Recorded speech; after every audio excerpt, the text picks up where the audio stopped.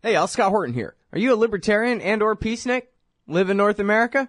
If you want, you could hire me to come and give a speech to your group. I'm good on the terror war and intervention, civil liberty stuff, blaming Woodrow Wilson for everything bad in the world, Iran, central banking, political realignment, and, well, you know, everything. I can teach markets to liberals and peace to the right. Just watch me. Check out scotthorton.org/speeches for some examples and email me, scott@scotthorton.org for more information. See you there. Hey guys, how's it going? Good. Well, welcome back to the show. I'm Scott, and it's my show, The Scott Horton Show. And I'm live here. In case you didn't know, I'm live from noon to 2 Eastern Time on the Liberty Radio Network. All right, now I got another one from LouRockwell.com today. It's our good friend William Norman Grigg, a.k.a. Will Grigg, a.k.a. My favorite writer on the internet, I think. Wait, let me think about that for a second. Yeah, I really think that's it. It's the great Will Grigg. Welcome back to the show, Will. How are you doing? Scott, I'm tremendously honored. Thank you so much for the kind words and for having me on your program this morning. Yeah, you know what? I've probably been reading you longer in a row than anybody else that I read either. I've been reading you since the New American Magazine in high school. So that's pretty glad that I've not exhausted your patience or... Oh, yeah, no, I love this stuff. Outrage. Will Grigg, he's good on everything. Check this out. Underdogs and Overlords. That's the article today at LouRockwell.com and at the great blog Pro Libertate at freedominourtime.blogspot.com. And, well, go ahead and make them feel bad, Will. That seems to be my long suit. This essay talks about one facet of the mindset of the occupation army that we call law enforcement. And it seems as if the people who adhere to that institution perceive the rest of us as something of a mirror image of their own tendencies and preoccupations. For instance, it shouldn't surprise us that the people who weaponize canines will look upon family-owned pets as weapons. There's practically not a day that goes by in this country without an instant in which a police officer shoots and kills a dog that threatens him, not a police dog, but a privately owned family pet who supposedly threatens him. And this is not the sort of thing you hear on the part of mail carriers or private couriers or service personnel of any other kind who routinely have interactions with unfamiliar canines. Only police do this, as far as I can tell. And yet, in Georgia, there is a measure right now being considered by the state legislature that in its original form would have made it an act of second-degree murder for a common citizen, or a mundane, as I like to describe us, to kill a police dog, which would be used as a weapon in most instances, whether you're talking about a SWAT raid or a drug raid or another type of an interaction in which the police are present with dogs. They will often deploy dogs as weapons. And if you're on the receiving end of an unanticipated and unjustified no-knock raid in the middle of the night, such as the one that occurred about a year ago, in which Boba Vicenova, this 19-month-old baby, had his chest blown open and his face mangled, if a dog's involved in a raid of that sort and you were to grab a firearm, for instance, and shoot the dog in order to protect your family, under the bill which is being considered by the Georgia State Legislature in its original form, that would have been treated as an act of second-degree murder. That has been modified. That legislation has been modified to refer to it as aggravated assault. But it's still talking about a sentence enhancement that would lead up to 10 years in prison if you're found guilty of injuring a dog, a canine officer, who would, for the purposes of this law in whichever form, be considered a peace officer of a standing comparable to that of a human who would be his dog handler or her dog handler. And as is the case with many mischievous acts of legislation of this kind, it's named after somebody or some creature, in this instance Tanya. I believe that's how the name was pronounced.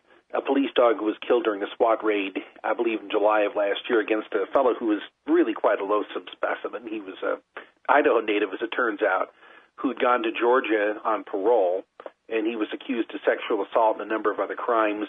There was a SWAT raid on his domicile, and during the SWAT raid, the dog was killed, and the human perpetrator was injured as well. He ended up accepting a plea bargain agreement that has the potential of a 50-year term. It's, for all intents, a life sentence because I believe he's in his late 50s. He's going to spend at least 20 years in prison. But this was seen as a sentence of inadequate severity to the people who were attached to law enforcement because that component of the plea agreement that involved killing a police dog was seen as inadequate. The term that was the component of the sentence was, I think, a 3 to 5 year term for destroying this police dog. And so they wanted, in the name of the memory of Tanya, who was buried with all the somber pomp and melodramatic pageantry that we would associate with the Soviet state funeral. It was a standard issue police funeral, in other words, for this dog who was killed. In the name and memory of Tanya, they wanted to enhance the status of a police dog to elevate that creature above human beings in terms of the criminal penalties that would attach to harming or destroying that police dog. They wanted to recognize the police dog as a fully realized peace officer, in other words. And that's just one one demonstration, one element of what I call blue privilege, the idea that police are elevated above the common run of humanity in many ways, not the least of which, of course, is this fiction called qualified immunity. But in terms of the sentence enhancements that attach to crimes of violence that are committed against police officers, and this would once again be, I think, the first instance in which a law in the Western world, let alone the United States, would have recognized the destruction of a non-human creature as a form of murder.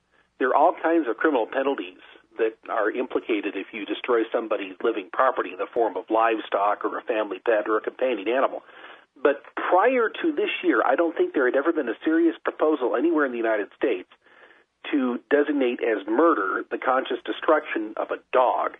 And it wasn't PETA who did this. It was the police unions acting through complacent members of the Georgia State Legislature, a body which is not really noted for its congeniality toward the animal rights perspective, but of course is broadly receptive to the claims of privilege made by the police and their servitors.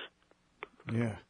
Now, so tell me this, Will, because I think I even said this on the radio before, and I was sure, but then later I did some reading, and it was claimed that this was just an urban myth, but I could have swore that people had been prosecuted for murder before for a police officer, for killing a police officer, whether the statute actually already specifically allowed for that or not, but that they just said... For killing a police dog? Yeah, for killing a police dog in the name of, well, it was a police officer, and that's against the law, pal.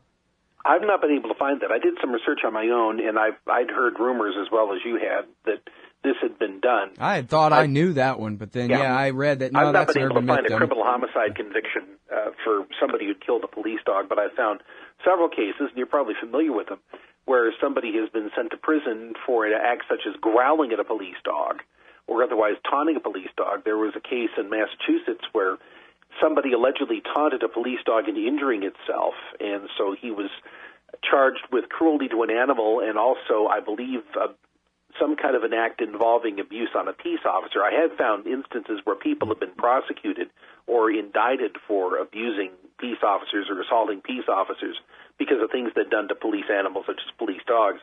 I've not seen a criminal homicide case yet. Yeah. But that would be the logical progression from where we stand right now, certainly, even in the absence of this law. Well, and I know there are at least two cases, one of which I know specifically it was that imam that they set up and murdered in Detroit, where they let him sit there and bleed out and die on the cold concrete floor while they medevaced the dog out of there. Exactly. That had been shot in the exchange. Yeah, I'd written about that case several years ago. That's one illustration of what we're talking about again. And the juxtaposition here in the case of Georgia is really quite stark, not quite as stark as letting somebody bleed out while taking the dog in for medical treatment, but I talk about the case of this 10-year-old boy, Dakota Corbett, who was shot by a police officer in... Actually, you know what? We're not going to have time for this story on this side of the break here. We got it coming right up. But... So that just gives us a little bit of extra time to tell people about your website again. It's Pro Libertate is the name of the site. It's freedominourtime.blogspot.com. The book is called Liberty in Eclipse, and you can also find at Will's website, you can find his weekly podcast, which is just great, as you can tell, because it's a lot like this. It's like my show sounds when Will is on it. It's great. So check that out. And again, his article today is What's Your Status Before the Law at LouRockwell.com. And we'll be back in just a minute. Hey, y'all, Scott Horton here for Liberty.me, the social network and community-based publishing platform for the liberty-minded. Liberty.me combines the best of social media technology all in one place and features classes, discussions, guides, events, publishing, podcasts, and so much more. And Jeffrey Tucker and I are starting a new monthly show at Liberty.me, Eye on the Empire. It's just $4 a month if you use promo code SCOTT when you sign up. And hey, once you do, add me as a friend on there at scotthorton.liberty.me. Be free. Liberty.me. All right, you guys, welcome back. I'm Scott Horton. It's my show, The Scott Horton Show. I'm talking with Will Grigg. Pro Libertate is the blog, freedominourtime.blogspot.com. Also regularly writes for LouRockwell.com. His podcast is called The Freedom Zealot. And you can find that at the bottom of any entry at Pro Libertate. It says, really small, click here for The Freedom Zealot. All right. So we're talking about police dogs and how their lives are worth more than yours, of course, because, you know, they work for the state. And how we really are getting that way. They're even trying to pass this law in Georgia. Now, you said, Will, that at first they were going to make it a possible second-degree murder thing, but now they've had to back off of that. I wonder why they've had to even back off. Are people pushing back against this in Georgia? There was a modest groundswell of indignation over this, altogether too modest. I think that most people are criminally indifferent to what's going on in the laboratories of mischief called state legislatures. And so this is the sort of thing that probably would have been able to pass in its unfiltered form if it hadn't been for the fact that a few local media outlets picked up on the story and generated a little bit of pushback. But it's an abiding testament, I think, to the formidable power of the police unions in Georgia and elsewhere that any version of this measure, Tanya's Law as it's called, is likely to be passed, especially in light of the fact that there's a contending piece of legislation, actually several that have been grouped under the heading of Boo Boo's Law. Boo Boo, once again, is or Bow Bow. I can't remember which variant of that pronunciation is correct, but the 19-month-old child of I believe, Vietnamese or perhaps Hmong ancestry who was almost killed during a 2 a.m. SWAT raid about a year ago when a flash bang grenade was hurled into the crib where he was sleeping. The family were refugees from a house fire in Wisconsin. They ended up living with a relative in Georgia, and a paid informant looking for a downward departure on a criminal sentence, no doubt, offered unsupported testimony that a $50 drug transaction had taken place at that address on the evening prior to the raid, and they got a no-knock raid, which, as it happens, is illegal under Georgia law, as a defense attorney, I quote, points out. And so they kicked in the door and threw in a flashbang grenade, blew up in a hole in this 19-month-old child's chest, blew his face almost almost completely, permanently disfigured his face. His nose was blown off. He's had to undergo surgeries and medical care that have left the family more than $1 million in debt. I mean, no consequences at all for that. There are a couple of measures that have been proposed that would enact some modest restrictions on the practice of no-knock raids, but in doing so they would actually legalize something that is not legally permissible in the state of Georgia right now. But the Boo Boo's Law, in whatever configuration, is not finding traction, but Tanya's Law is. Now, Boo Boo's Law is a bad idea. I want to underscore that fact. I don't think that they should be putting restrictions on a practice that's impermissible. But the point is that it's not finding traction because, as one police union flunky pointed out, no-knock raids are considered to be already sufficiently or perhaps exceptionally or extraordinarily impermissibly difficult to obtain. And what she said, Carrie Mills, she's a representative of the International Brotherhood of Police Officers, I don't think any changes needed because it's not easy now to get a no-knock warrant. And then she said, you have to draw the line between your right as a citizen to privacy and a community's right to live in a crime-free environment. You can't have both. Yeah, hilarious. Now, obviously, they're not going to create a crime-free environment by conducting post-midnight no-knock raids. That, of course, is a fiction of the sort that we routinely hear from people who are acting on behalf of the putative apparatus. But the point is, as far as she's concerned, you have to live in a community where police are perfectly free to kick down doors at 2 a.m. and burn infants in their cribs. That's simply a trade-off you have to make for living in a community. And another trade-off you have to make here is to recognize that while the police have the right to kill your dog on sight, and in the case of this young man, Dakota Corbett, I mentioned before the break, actually they have the right to shoot a child while they're trying to shoot your dog, and no consequences will attach to the police officer. On the other hand, if you happen to harm a canine peace officer in whatever circumstance, then perhaps rather than being prosecuted for second-degree murder, you'll be prosecuted for aggravated assault on a peace officer, and you'll spend 10 years in prison rather than 20. I mean, that's the concession they're willing to make to your interests as they define them. A canine peace officer. I just love that. And by the way, of course, the point of this, that lady's argument, the police union representatives there's argument, is self-refuting. I mean, the entire controversy was over a case where they didn't have to prove to the judge that the guy they were after was even there. Did the judge even ask, are you sure the guy's there? Do you know if there are other kids or other people there who could be harmed, or what level of surveillance have you been carrying out in the lead up to this raid? In other words, her argument is that it's really hard to get a warrant, but we see no evidence of that at all. We see a post-midnight SWAT raid on an innocent little child. And the suspect, who was wanted for the non-crime of selling meth to someone who wanted to buy some meth from him, or a cop who was pretending to want to, it wasn't even on the premises, wasn't even on the property at the time. No, it wasn't even in the neighborhood. So completely, her argument completely falls flat up against the controversy which, she was called to comment on in the first place. But anyway, so I just wanted to tie that up before I let you talk more about the story of the cop that shot a child while trying to kill the dog. That was his excuse. Well, I was just trying to kill the dog. Sure. Yeah, Michael Vickers is the name of the police officer, and he was pursuing somebody who was accused of shooting a fellow officer after an armed robbery, and that, of course, is a significant crime. If you're committing an act of violence in order to escape, rather than being apprehended for committing a previous act of violence, you're a criminal. So they were looking for an actual criminal. But rather than actually pursuing the criminal who apparently was in the neighborhood, and at the time he wasn't armed, he was, as I understand it, sitting behind this family's pathetic, tatterdemalion little dwelling. It was a double-wide trailer, I think, basically trying to blend in with his surroundings. He was in the backyard. The dog didn't alert to the suspect. I find that really interesting. But the dog did alert to the presence of a guy who was approaching their property with a drawn gun, emitting an odor of incipient violence. The dog alerted to that and then bounded out into the front yard, into the living area.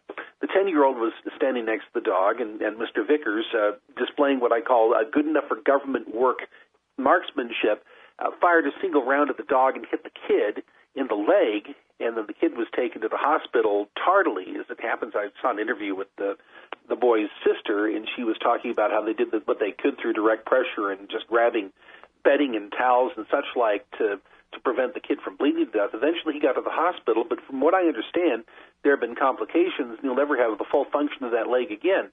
And there's neither criminal or civil liability that attaches to this, because at the very least you'd have to consider this to be an act of negligent assault. So they delayed calling the ambulance, or they delayed allowing the EMTs to treat the boy, or what?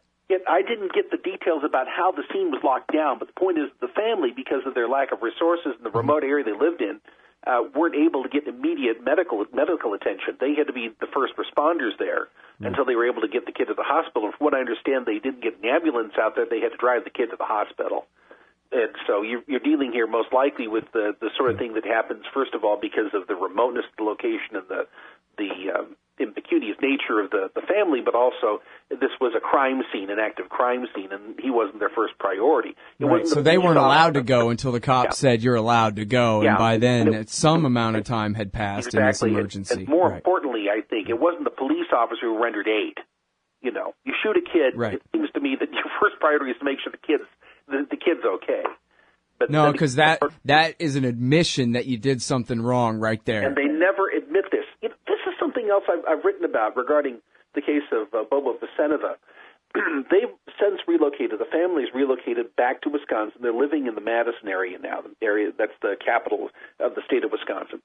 And they were promised by the county where this took place that the county would absorb at least some of the medical expenses. And, of course, the county commissioners reneged on this, saying it would be illegal to do so. And what they meant by that is that they'd expose themselves to liability. The grand jury that examined this case actually cut the family in for a share of the blame here. on the assumption that there was criminal activity going on at the home. No such activity was ever proven, of course, but the fact that the police raided the home at 2 in the morning must mean that there was something wrong going on there, so they have to be at least partially to blame. There's a police officer from the state of Wisconsin, whose name eludes me right now, who a couple of months ago put out a self-pitying essay talking about how his feelings are hurt because the public is ungrateful for the service that he provides, and it's just too bad that they see all the horrible things that happen, none of the good things. He is a neighbor, for all intents and purposes, of the Fasenova family. They live within 10 or 12 miles of where he lives there in Wisconsin. Why doesn't he organize with his fellow public-spirited police officers a charitable foundation or a charitable outreach program to raise money for the Fasenova family to help defray the expenses that were imposed upon them? He doesn't do this because that would admit that there's something wrong institutionally with the profession that he has chosen, that they're to some extent responsible for this type of horrible thing happening to an innocent child. They can't make that admission. Right.